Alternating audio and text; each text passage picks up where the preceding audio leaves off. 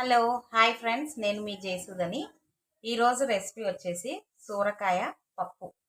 సోరకాయ పప్పు నేను ఎలా చేస్తానో మీకు చూపిస్తూ ప్రాసెస్ అనేది నేను స్టార్ట్ చేస్తాను.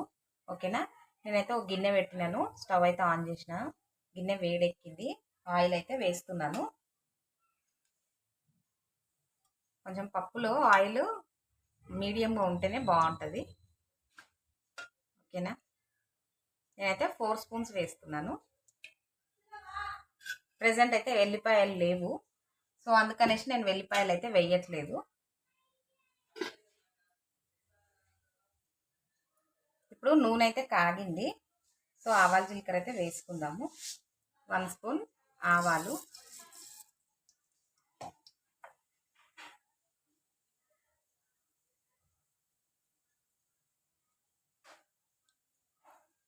1 స్పూన్ జీలకర్ర, రెండు మంచిగా ఫ్రై అవ్వాలి. ఇప్పుడు ఆవాలు జీలకర్ర మంచిగా ఫ్రై అయినాయి కదా, మనము ఆనియన్స్, పచ్చిమిర్చి, టమాటాలు, సొరకాయ ఇవన్నీ కట్ చేసి రెడీగా పెట్టుకున్నాను. ఇప్పుడు ఇవన్నీ వేస్తాను ఇందులో. ఫస్ట్ అయితే ఆనియన్స్ వేసుకుందాము.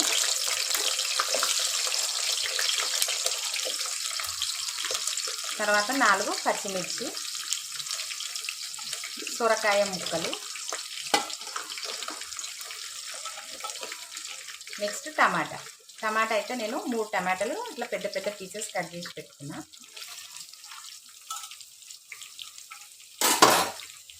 ఇప్పుడు ఇవి వేసుకున్నాం కదా, ఇవి కొంచెం సేపు ఒక 5-10 మినిట్స్, ఎక్కువ సేపు కూడా కాదు, ఇవన్నీ మంచిగా ఇట్లా కొంచెం మెత్తబడే వరకు మంచిగా ఫ్రై అయితే చేసుకోవాలి.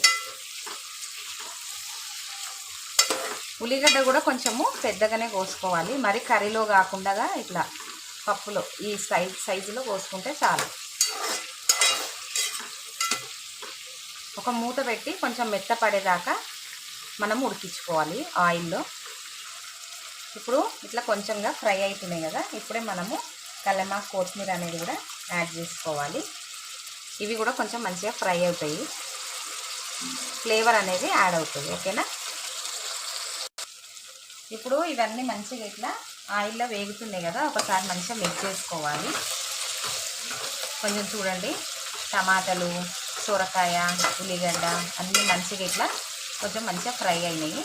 ఇప్పుడు మనము స్పైసెస్ అయితే యాడ్ చేసుకోవాలి ఇందులో. ఫస్ట్ అయితే నేను ధనియాల పొడి వేసుకుంటున్నాను. ధనియాల పొడి వేయండి, ఎటువంటి సాంబార్ పొడి అవన్నీ ఏమి అవసరం ఉండదు. సూపర్ అంటే సూపర్ టేస్టీగా అయితే పప్పు అయితే అవుతుంది. ధనియాల పొడి నేను 3 స్పూన్స్ వేస్తున్నా. పసుపు 1 స్పూన్, కారము కొంచెం పప్పులో కారం తక్కువే ఉండాలి, అప్పుడే టేస్ట్ అయితే బాగుంటుంది. 3 స్పూన్స్ వేస్తున్నాను. సాల్ట్ అయితే మీ కర్రీకి తగ్గట్టుగా వేసుకోండి. నేనైతే దీన్ని నిండా చేస్తాను కదా, సో నాకైతే 4 స్పూన్స్ పడుతుంది. ఓకేనా? 4 స్పూన్స్ వేసుకున్నాను. ఇప్పుడు ఇవన్నీ వేసుకున్నాం కదా, ఇప్పుడు ఒకసారి మంచిగా మనము కలుపుకోవాలి.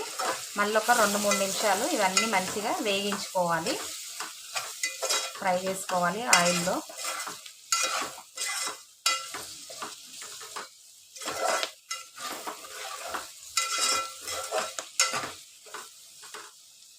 ఒక 5 మినిట్స్ మళ్ళీ మూత పెట్టి మంచిగా మనము ఫ్రై చేసుకుందాం. ఇప్పుడు స్పైసెస్ అన్నీ వేసిన తర్వాత ఇట్లా ఆయిల్లో అయితే ఇట్లా మంచిగా ఫ్రై అవుతున్నాయి కదా, ఇప్పుడు కొంచెం వాటర్ అంటే యాడ్ చేసి ఇవి కొంచెం కంప్లీట్గా ఉడికించుకోవాలి. ఎందుకనంటే ఈ సొరకాయ ఇవి ఉడకాలి కదా, సో అందుకని చెప్పేసి. సొరకాయ అయితే లేతదే ఉన్నది, కొంచెం అయితే టైం పడుతుంది కదా, అందుకనేసి మాడకుండా మనం కొన్ని వాటర్ వేసి ఉడికించుకోవాలి. ఓకేనా? ఒక మూత పెట్టి వాటర్ వేసినాం కదా, సొరకాయ అనేది మంచిగా ఉడికేదాకా మనం ఉడికించుకోవాలి. ఒక మూత పెట్టి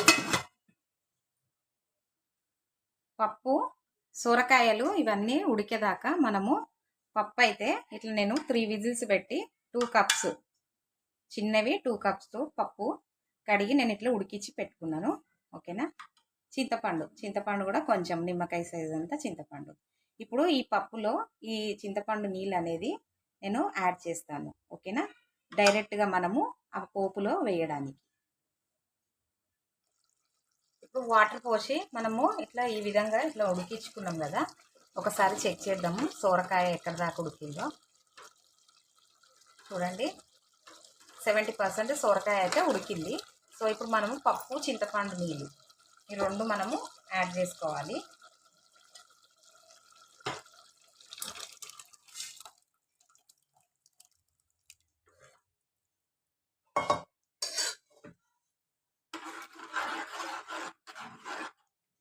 ఇప్పుడు ఇంత చిక్కగా ఉంది కదా, కొంచెం మనము వాటర్ అయితే యాడ్ చేసుకోవాలి. ఎందుకంటే కొంచెం పప్పు మరగాలి.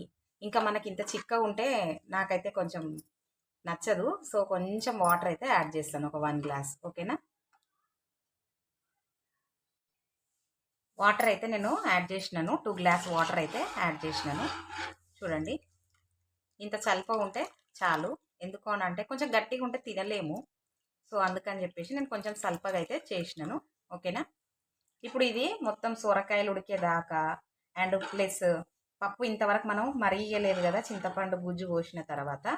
సో ఇప్పుడు ఇవి అనేది ఒక 10 మినిట్స్ మంచిగా మనమైతే మంచిగా మరిగియాలి. అప్పుడే పప్పుకైతే టేస్ట్ అనేది వస్తుంది. ఓకేనా. ఇప్పుడు నేను ఒక మూత పెట్టి మంచిగా మరిగిస్తాను.